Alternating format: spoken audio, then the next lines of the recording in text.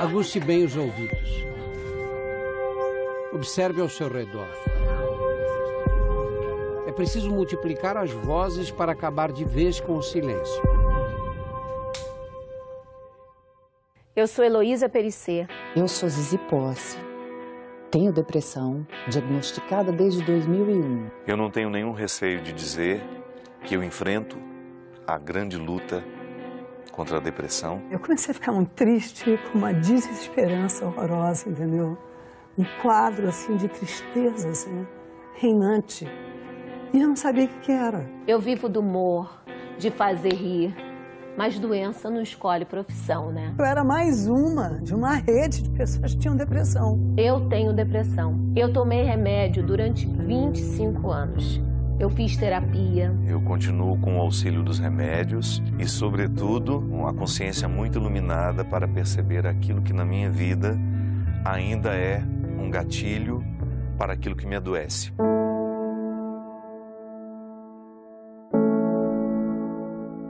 Mas nem o antidepressivo mais potente resolveria a angústia que atormenta a Ana Célia desde os 16 anos. Machuca, a doença machuca a gente. Sem forças para sair da cama, Ana Célia passou por vários psiquiatras e, para o desespero da mãe, teve que ser internada.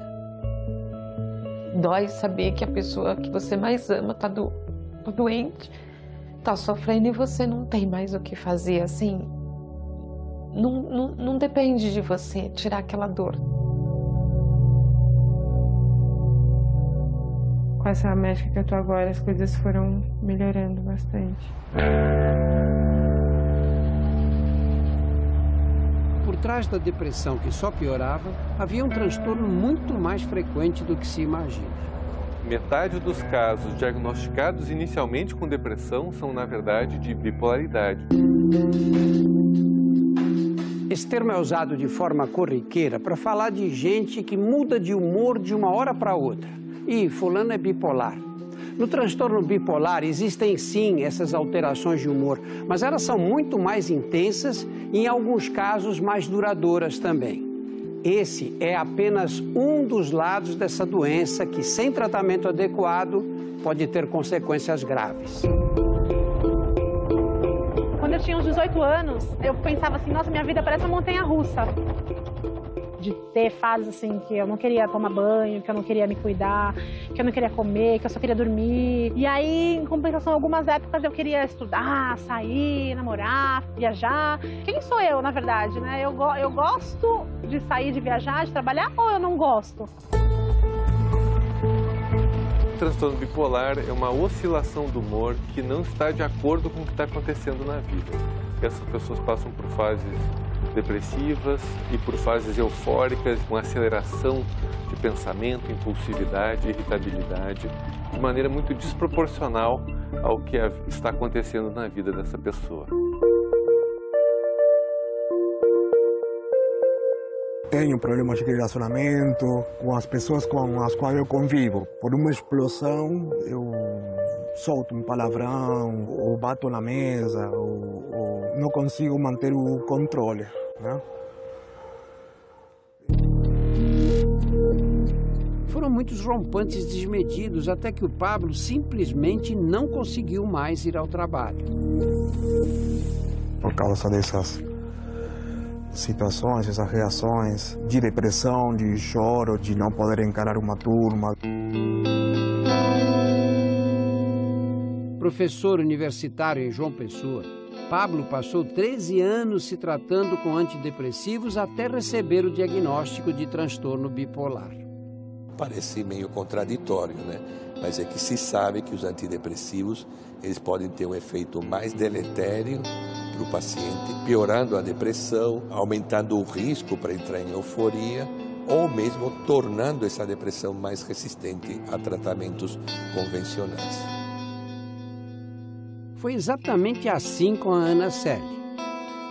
O antidepressivo fez muito mal. E a gente foi vendo que não era nada daquilo. O buraco estava muito mais embaixo. Não é difícil entender por que tantos pacientes com bipolaridade demoram a receber o diagnóstico correto. A maior parte dos pacientes com transtorno bipolar iniciam a sua doença com depressão. Eu fiquei uma semana sem tomar banho, uma semana comendo só uma barra de chocolate, sem sair do quarto, sem fazer nada. Cabe a um psiquiatra investigar em profundidade o histórico do paciente para descobrir se, ao longo da vida, ele teve o outro lado do transtorno bipolar. Episódios que a medicina classifica como euforia. Para fazer o diagnóstico, o médico tem que ter tempo de perguntar como é que a pessoa é desde criança. E a família tem que ajudar a dar a informação, porque a própria pessoa não lembra. Frequentemente, o paciente não consegue perceber que ele está assim, funcionando num nível acima do normal, do seu habitual. Até porque muitas vezes ele saiu de uma fase de depressão, ele argumenta assim, não, eu estou ótimo, eu estou compensando o tempo perdido. Você fica alegre, fala piadas, faz brincadeiras e tal. Todo mundo acha que você está bem, né? Não é alegria exagerada. Alegria aumentada até pode acontecer, mas ela dura minutos. Daí vem de novo a irritabilidade, a pressa, a impaciência, dirigir irritado. Em casos mais graves da bipolaridade, a euforia leva a uma excitação exagerada nas áreas do cérebro relacionadas às recompensas. E aí é comum surgirem comportamentos compulsivos por álcool, comida, sexo, gastos ou drogas. Não tô bem, preciso comprar para me sentir bem. Então, comprar coisas assim que nunca usei, roupas que nem servem direito. Juliana já era casada quando descobriu a bipolaridade. Durante algum tempo, conseguiu ser atendida pelo Hospital das Clínicas em São Paulo, mas acabou perdendo a vaga depois da terceira gravidez. No HC eles eram muito bacanas, eles falaram assim, a gente quer que você se trate, mas a gente quer também tratar a sua família. Porque a sua família é importante saber o que você tem. Eu fui descobrindo e fui aprendendo. Eu sinto que são momentos de altos e baixos e o maior desafio para mim é justamente saber lidar nos momentos de crise. O tratamento adequado envolve estabilizadores de humor associados ou não a antidepressivos, terapia regular e muita disciplina dos hábitos do dia a dia. As pessoas precisam se pôr para dormir à noite e levantar de manhã sempre no mesmo horário. Precisam tomar café da manhã.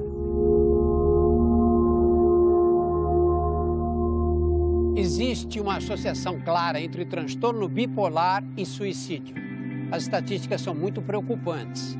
Se não receberem tratamento, até 50% das pessoas com transtorno bipolar um dia tentarão cometer suicídio.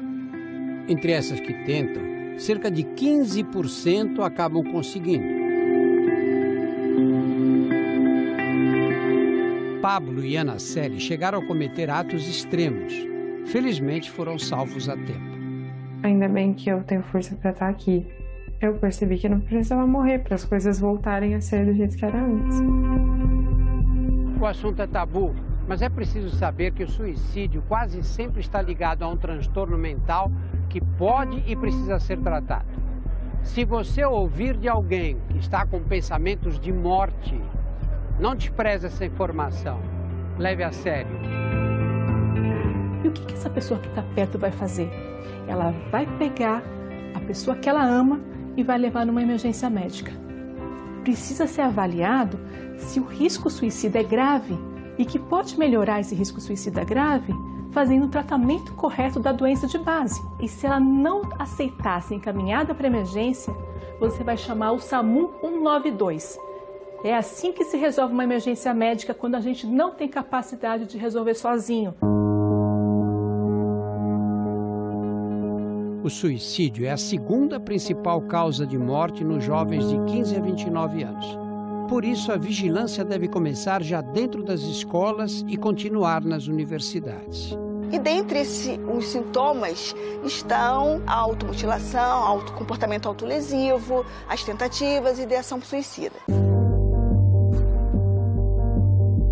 Numa pesquisa feita com 1.279 alunos de 6 escolas públicas de Duque de Caxias, na região metropolitana do Rio, a socióloga Deise Miranda encontrou dados preocupantes.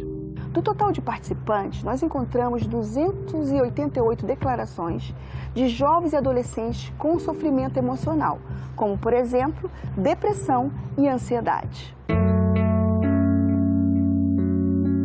A gente tinha 36 alunos que já tinham tentado o suicídio. A gente tinha 25 alunos que se mutilavam.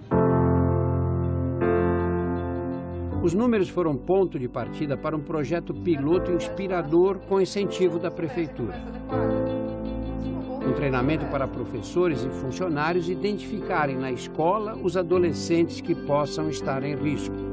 Eu já tenho alunos que me enxergam como ponto de apoio. Eu tenho alunos que vêm até mim para poder pedir socorro por um problema que está passando em casa. Quantos pedidos de ajuda velados são menosprezados nas redes sociais? Na Inglaterra, uma menina de 14 anos postava regularmente seu sofrimento. O fim trágico de Molly Russell serviu de alerta e agora ambientes virtuais também são monitorados.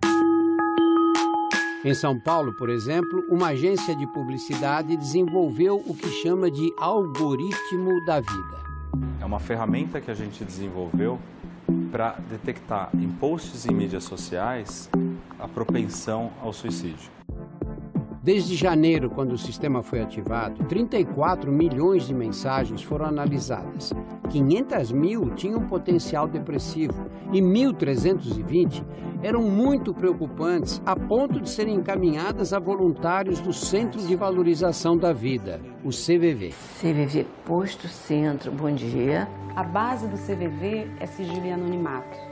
Quem liga não precisa se identificar, ele atende nacionalmente pelo número 188. O atendimento pelo chat, ele facilitou muito a procura do jovem, até porque ele tem a facilidade de, teclando, entrar em contato de qualquer lugar, do próprio celular dele, onde ele estiver. Os familiares e amigos também precisam procurar ajuda. Em São Paulo e na Paraíba, tanto a mãe de Ana Célia quanto a mulher de Pablo encontraram grupos de apoio mútuo para aprender a lidar com o transtorno bipolar. Com as atividades nos grupos de apoio de família e a escuta de outros depoimentos, a pessoa começa a entender e a se esclarecer. O cuidador precisa de cuidados, porque senão você não consegue. Só Renata sabe a importância de um mergulho desses. Ver a filha ao ar livre, rindo de novo. Após 3 anos, a gente começa a ver aquela luzinha no fundo do túnel. Eu gostaria de trabalhar, estudar, voltar a passear com os meus amigos, ter um relacionamento com alguém. Os períodos entre uma crise e outra vão aumentando. E aí, muitas vezes, é a primeira vez, depois de muitos anos, que a pessoa volta a saber quem ela é. Juliana acaba de abrir um espaço de massagem terapêutica. A Juliana agora está muito mais estável, o que eu sinto é que ela está se encontrando cada vez mais. Em casa, disciplina e rotina garantem o sucesso do tratamento e dão segurança para as crianças. Ainda sobra tempo para passear e namorar. Finalmente a gente está conseguindo aproveitar o melhor da vida com 3 crianças lindas. Não desistam, insistam, acreditem no amor, acreditem na recuperação, que tudo vai dar certo. Se você também identifica em você uma tristeza que às vezes vai muito além daquilo que você pode suportar, peça ajuda. Você não está sozinho, de verdade. Ligue 188, que ali você terá uma oportunidade de encontrar alguém que possa lhe ajudar a acender uma luz no fim deste túnel. Isso vai passar.